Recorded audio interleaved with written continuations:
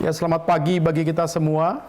Ya, sudah 90 hari, ya lebih dari 3 bulan tidak ada kebaktian. Dan kita bersyukur untuk apa yang sudah Tuhan izinkan untuk bangsa, negara, dunia, dan diri kita.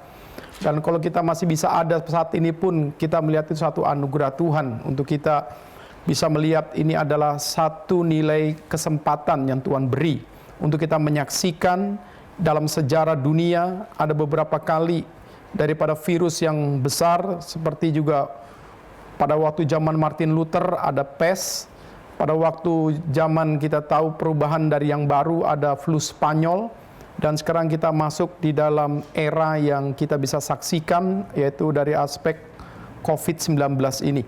Hari ini saya akan berkhotbah dengan singkat, ya, di kebaktian kita hanya 1 jam seperempat.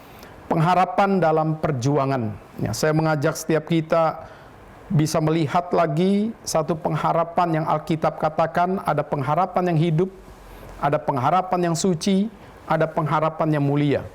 Dan ada juga dalam perjuangan kita menghadapi setiap pergumulan lepas pergumulan, menghadapi setiap tantangan lepas tantangan, itu membutuhkan pengharapan dalam perjuangan. Jadi bukan pengharapan yang pasif, bukan pengharapan yang statis, bukan pengharapan yang bersifat apatis, tapi pengharapan yang bersifat punya nilai perjuangan iman. Saya mengajak kita membaca bagian firman Tuhan ini, ya. Kita membaca 1, 2, 3 ya. Sebab aku ini mengetahui rancangan-rancangan apa yang ada padaku mengenai kamu, demikianlah firman Tuhan, yaitu rancangan damai sejahtera dan bukan rancangan kecelakaan, untuk memberikan kepadamu hari depan yang penuh pengharapan. Yeremia 29 ayat 11. Jadi kita mengerti Allah berdaulat untuk COVID-19. Rancangan Tuhan adalah mengajarkan kepada kita untuk bagaimana kita nanti bisa menemukan damai sejati di dalam Dia. Jadi bukan rancangan kecelakaan. Dan melalui bagian ini kita mengerti Tuhan sedang memprogram kita untuk meraih masa depan dalam era new normal yang baru dan bahkan di dalam zaman yang baru ini. Yesaya 41 ayat 10 saya membaca saja. Janganlah takut, sebab aku menyertai engkau. Janganlah bimbang, sebab aku ini Allahmu. Aku akan meneguhkan, bahkan akan menolong engkau. Aku akan memegang engkau dengan tangan kananku yang membawa kemenangan. Jadi jangan takut, sebab aku menyertai engkau. Jangan bimbang atau khawatir, sebab aku ini Allahmu. Aku akan meneguhkan, bahkan akan menolong dan memegang engkau dengan tangan kananku yang membawa kemenangan. Ini juga sama dalam situasi-situasi yang sulit, di mana kita tahu umat Tuhan akan mengalami pembuangan yang sangat-sangat menyakitkan mereka. Ini ada janji Tuhan. Yeremia 17 ayat 7, diberkatilah orang yang mengandalkan Tuhan, yang menaruh pengharapannya pada Tuhan. Diberkatilah. Ibrani 6 ayat 19. Pengharapan itu adalah sauh atau jangkar yang kuat dan aman bagi jiwa kita yang telah dilabuhkan sampai ke belakang tabir. Jadi kita tahu Yesus pada waktu Dia datang ke dunia dan seluruh peristiwa kematian dan kebangkitannya akhirnya harus merobek daripada ordeng itu yang membatasi ruang suci dan maha suci. Dan di sini dikatakan dilabuhkan sampai ke belakang tabir. Jadi artinya bahwa seluruh pengharapan kita, jangkar kita, itu sudah diletakkan di dalam batu karang yang teguh, yaitu Yesus Kristus. Yang tidak pernah lagi terkoyak, yang tidak mungkin lagi bisa berubah. Jadi pengharapan kita adalah pengharapan yang pasti di dalam Yesus Kristus. Saya masuk dalam pembahasan kita. COVID-19 menghancurkan kesombongan manusia dan dunia. Eropa, Amerika menganggap mula-mula ini adalah penyakit Asia. Mereka menganggap remeh seperti SARS dan yang lain-lain. Ternyata saudara, COVID tidak seperti yang mereka tafsir. COVID tidak seperti yang WHO mula-mula berikan. Ini adalah penyakit pandemi untuk orang-orang Asia. Dan ini berkaitan dengan aspek nilai DNA setiap manusia. Ternyata semuanya salah. Jadi negara yang paling bersih pun akhirnya kena COVID. Orang beberapa yang sungguh-sungguh menjaga tubuhnya baik pelatih olahraga sepak bola di Inggris, pemain sepak bola, pada waktu mereka kena COVID, mereka juga bingung. Dan ada orang yang justru dalam karantina kena COVID. Jadi dalam bagian ini, saudara, semua teori bisa dikalahkan oleh aspek nilai realita. Tujuannya apa? Supaya kita ini jangan sombong. Jadi kita ini harus bisa mengandalkan Tuhan dalam situasi ini, dan kita tidak boleh mencobai Tuhan. Karena Tuhan sedang membongkar semua daripada nilai-nilai kesombongan ini. Dan COVID-19 membuka kedok-kedok kemunafikan manusia. Kita tahu di bulan Maret, pesta pantai di negara New York di Amerika, akhirnya saudara, sebagian besar pemuda itu semua kena COVID. Mereka orang-orang yang menganggap remeh pada COVID ini, beberapa juga di Italia, anak-anak muda yang masih menganggap ini bukan sesuatu yang menakutkan, pada waktu mereka kena baru mereka tahu, mereka ternyata orang yang lemah. Jadi di dalam bagian inilah saudara, kita melihat bahwa COVID ini akhirnya membuka kedok-kedok kemunafikan manusia. Jadi kita mau tidak mau harus jujur, kita ini lemah. Kita ini tidak boleh menganggap kuat, kita tidak boleh menganggap kita masih muda, kita anti daripada COVID dan lain-lain. Ada beberapa klaster di Surabaya yang justru kena adalah anak-anak muda. Jadi ini menunjukkan saudara, jangan anggap sombong, hai kita yang muda, bahwa ternyata penyakit ini bisa diizinkan Tuhan menseleksi alam setiap manusia yang bisa menghadapinya untuk bisa menang. Ketiga, COVID-19 membongkar kepalsuan sifat manusia. Jadi melalui bagian inilah kita tahu saudara, siapa yang punya perhatian terhadap orang yang susah. Siapa yang sungguh-sungguh mau berkorban untuk orang-orang yang susah. Bayangkan ada beberapa perusahaan tidak mau rugi, maka dikorbankan karyawan. Nah disinilah kita perlu diskusi saudara. Bagaimana seharusnya orang Kristen jangan hanya berpikir untung. Waktu dalam situasi ini mungkin harus berpikir, mungkin pemimpin perusahaan terus mungkin harus tidak untung. Tetapi bagaimana kesejahteraan karyawan itu tetap untuk eksis. Nah jiwa yang seperti itu saudara, melalui COVID ini kelihatan. Siapa yang hanya sekedar memanfaatkan karyawan, siapa yang sekedar membangun relasi mencari keuntungan, semua sifat manusia semuanya kelihatan dalam situasi ini. Tapi saya mengharapkan justru dalam masa COVID inilah saudara, muncul karakter sifat kita yang serupa dengan Kristus. Kita berani berkorban untuk orang lain merasakan kesejahteraan daripada Tuhan yang dititipkan kepada kita. Kita berani memperhatikan orang lain secara nilai materi dan segala sesuatu untuk mereka bisa merasakan kasih Tuhan yang terlebih dahulu kita rasakan. Keempat, manusia dipaksa untuk berubah. Bayangkan saudara, cuci tangan.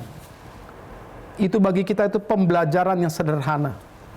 Tetapi saudara, kita diajar lagi seperti hidup sehat higienis dari nol.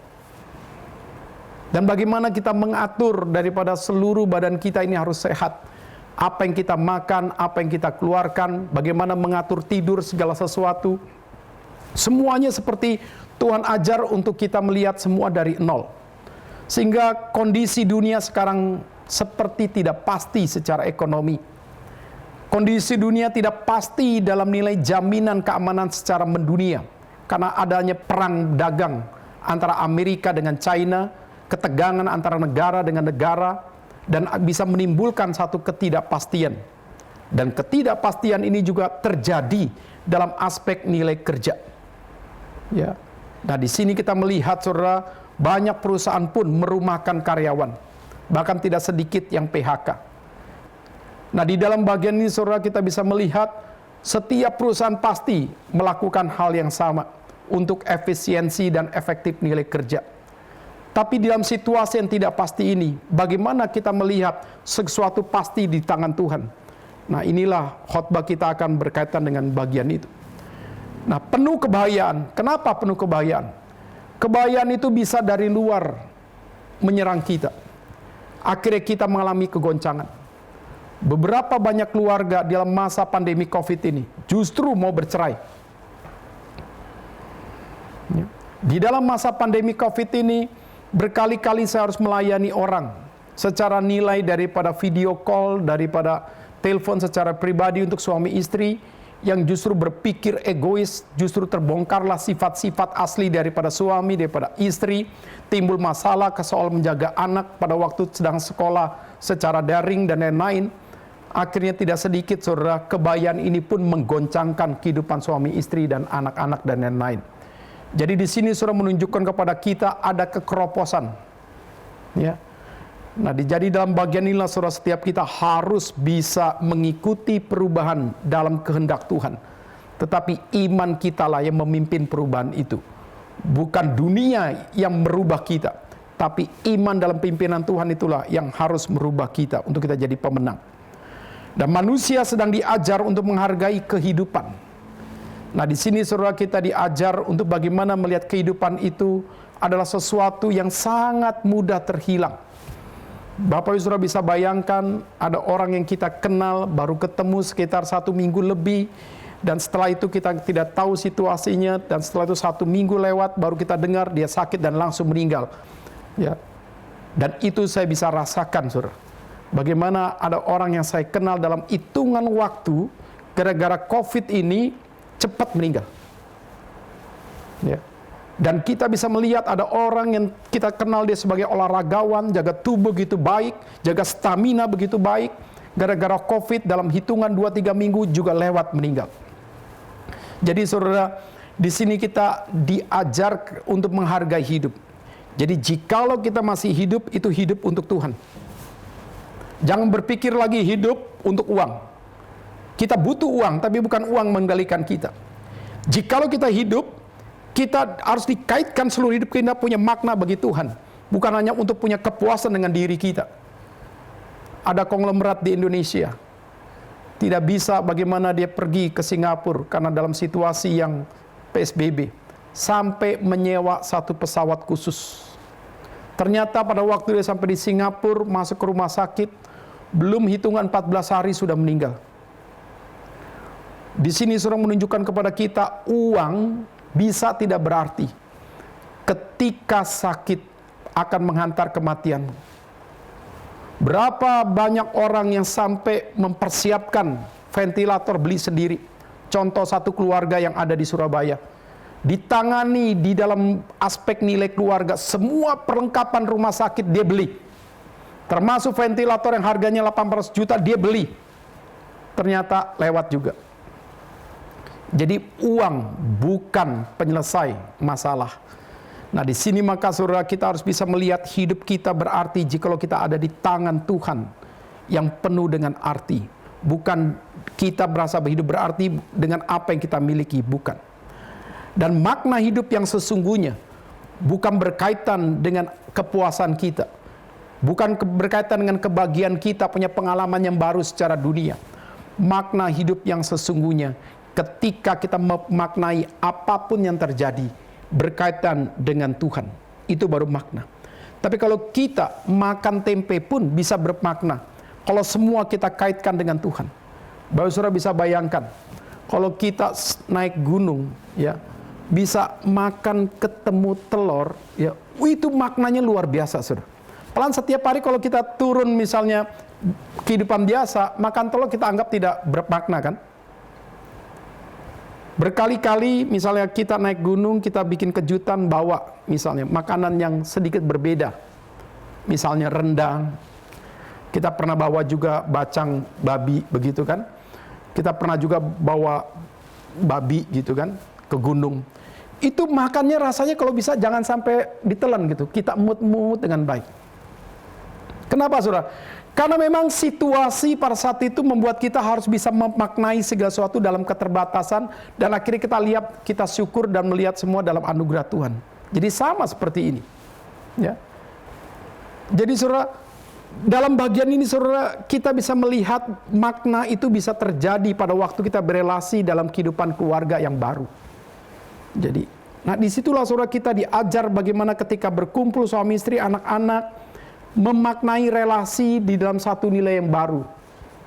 Nah, kita diajar saudara dalam situasi ini untuk memaknai setiap apapun yang terjadi dikaitkan dengan Tuhan. Jadi bukan dikaitkan dengan like and dislike, bukan dikaitkan aku suka dan tidak suka, bukan dikaitkan aku punya kepuasan atau tidak, tapi dikaitkan dengan syukur kepada Tuhan bahwa semua itu anugerah.